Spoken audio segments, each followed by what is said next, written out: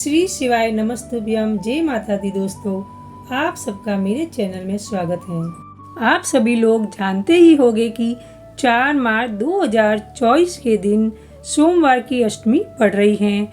सोमवार की अष्टमी का एक ऐसा दिन होता है जो भगवान शिव जी को बहुत ही ज्यादा प्रिय होता है और इस दिन जो भी व्यक्ति भगवान शिव जी की पूजन करता है, उनको प्रसन्न करता है, भगवान शिव जी उसके जीवन से सारे दुख और परेशानियां दूर कर देते हैं, साथ ही उसके जीवन में खुशहाली ला देते हैं।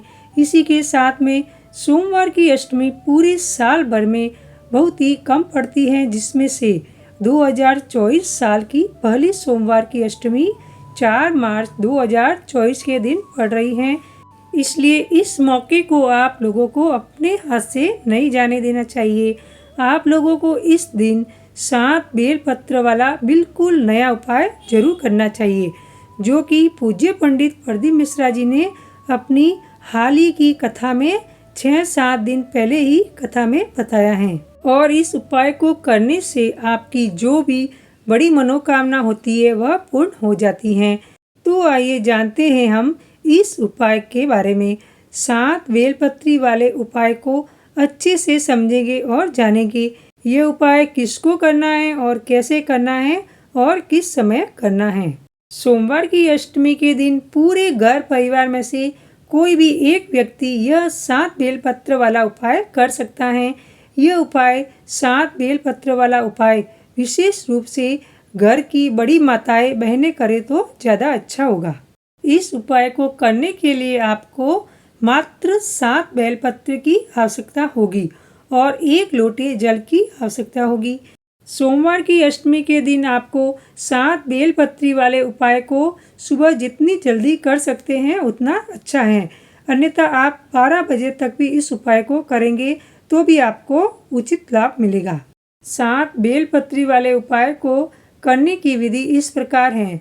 इस दिन सोमवार की अष्टमी के दिन आपको अपने साथ 7 बेलपत्र और 1 लोटा जल तैयार कर लेना है और इसी के साथ में आपको सुबह सुबह जल्दी स्नान करके शुद्ध होकर तैयार हो जाना है और उसके बाद में आपको अपनी 7 बेलपत्री पहले से तैयार करके रख लेना है। अब आपको जो 1 लोटा जल भरना है वह बाद में भरना है। अब सबसे पहले आप अपनी 7 बेलपत्र को निकाल कर अपने पास रख लीजिए, क्योंकि इन 7 बेलपत्र को 7 अलग अलग जगह पर हमें रखना है, समर्पित करना है, जिसमें से एक जगह हमारे घर पर ही है। यह उपाय आपके घर से शुरू होगा और शिव जी के मंदिर में जाकर पूरा होगा। अब आपको अपनी 7 बेलपत्री में से पहली बेलपत्र निकाल लेनी है और उसको अपने घर के रसोई में ले जाकर, जहाँ से आप अपना पीने का पानी भरते हैं और पीते हैं, उस परिंदे के पास में अपनी पहली बेलपत्र को रख देना है। इसके बाद में अभी आपने जिस परिंदे के पास में यह बेलपत्र रखी है, इस परिंदे में से अपना 1 लोटा जल भर लीजिए। अब आप अपनी बाकी बची हुई 6 बेलपत्र और अपना वह 1 लोटा जल लेकर अपने घर से निकल जाए। अब आपको अपनी दूसरी बेलपत्र को समर्पित करने के लिए किसी भी बड़े वाले बेलपत्र के पेड़ के नीचे जाना होगा और वहां पर जाकर आपको अपने दूसरे नंबर की बेलपत्र को, उस बेलपत्र को पेड़ के नीचे समर्पित कर देना है और थोड़ा सा जल उस बेलपत्र के ऊपर अपने लोटे में से चढ़ा देना है। अब आप अपनी तीसरी बेलपत्र को लेकर भगवान शिव जी के मंदिर में पहुंचना है, जहां पर आपको भगवान नंदी बाबा के पास में आकर रुक जाना है और नंदी बाबा का वह उठा हुआ पैर देखना है, क्योंकि उस उठे हुए पैर के पास में आपको यह तीसरी बेलपत्र समर्पित करना है। तीसरी बेलपत्र नंदी बाबा के पास में समर्पित करने के बाद आपको यहाँ पर भी जल चढ़ाना है। अब आपको अपनी चौथी बेलपत्र को लेकर भगवान शिव जी की शिवलिंग के पास में आएंगे और माता अशोक सुंदरी वाले स्थान पर इस चौथी बेलपत्र को चढ़ा देंगे। इस बेलपत्र की डंडी का मुख जलाधारी की तरफ करके आप समर्पित कर दीजिएगा। अब आपको अपनी 5वीं बेलपत्र को लेकर माता जगदम्बा जी के या माता पार्वती जी के हस्त कमल पर समर्पित करना है।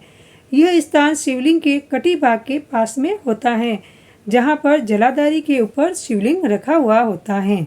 अब आपको अपनी 6वीं बेलपत्र को निकालकर भगवान शिव जी की शिवलिंग के ऊपर समर्पित करना है।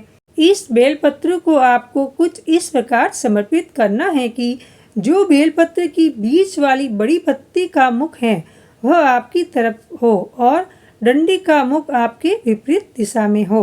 अब आपके पास आखिरी बेलपत्र बची हुई होगी, जिसको आपको कहीं पर भी समर्पित नहीं करना है, मात्र भगवान शिव जी की शिवलिंग के ऊपर जो पात्र टंगा हुआ होता है, जिससे बूंद बूंद करके शिव जी पर जल टपकता रहता है, उस पात्र से मात्र आपको स्पर्श करना है या छुआ लेना है और उस बेलपत्र को अपने पास भगवान शिव जी का आशीर्वाद समझकर रख लेना है।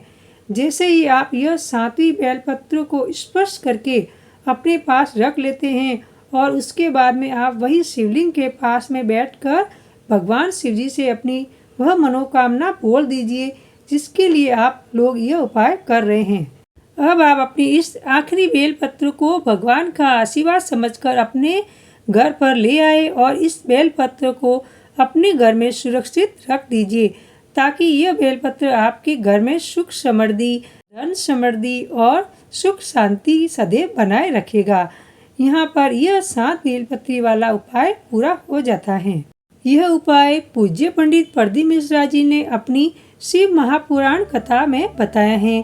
इस उपाय को करने से व्यक्ति के परिवार की सारी मनोकामनाएं पूर्ण होती हैं और सारी दुख और समस्या भी दूर होती हैं। अगर आपको इस उपाय करने में कोई दिक्कत या समस्या आती है तो आप हमें कमेंट करके पूछ सकते हैं। आशा करती हूँ कि आपको मेरी वीडियो पसंद आई हो तो लाइक शेयर जरूर कीजिए और अगर आप मेरे चैनल पर पहली बार आए हैं तो सब्सक्राइब करना ना भूलें और बेल बटन को प्रेस करें। इससे क्या होगा कि मैं जो भी नई वीडियो अपलोड करूँगी उसका आपको नोटिफिकेशन मिल जाएगा। तब तक के लिए जय माता दी दोस्तों।